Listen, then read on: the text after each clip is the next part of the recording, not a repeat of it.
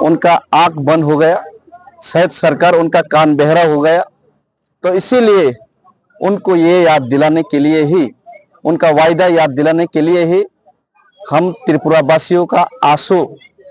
उन तक, उनका आंखों तक पहुंचाने के लिए ही, और हम त्रिपुरा वासियों का जो रोने का आवाज, समस्या का जो आवाज उनका कानों तक पहुंचाने के लिए ही एक त्रिपुरा वासी होने के नाते और हिंदुस्तानी होने के नाते, एक हिंदुस्तानी होने का फर्ज होम मिनिस्टर जी और केंद्रीय सरकार को याद दिलाने का, ये याद दिलाने का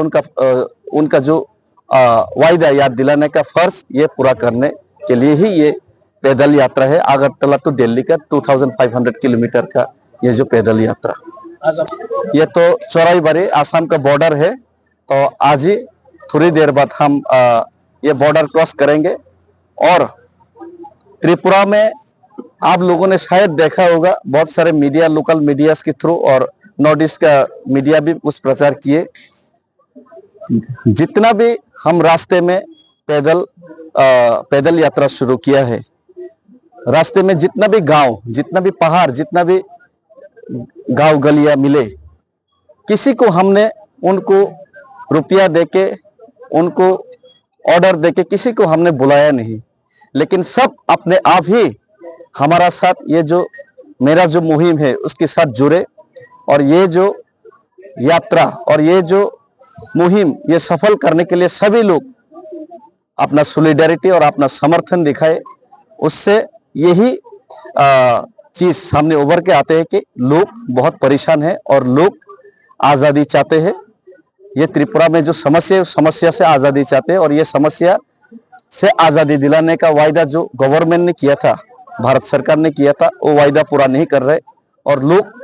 बहुत ही रुष्ट है और लोग बहुत ही नाराज है।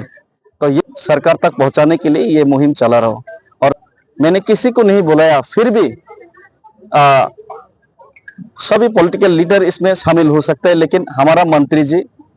हमारा साथ आज सॉलिडेरिटी दिखाने के लिए आए। त्रिपुरा का कैबिनेट मिनिस्टर है विश्वकेतु देबबर्मा जी,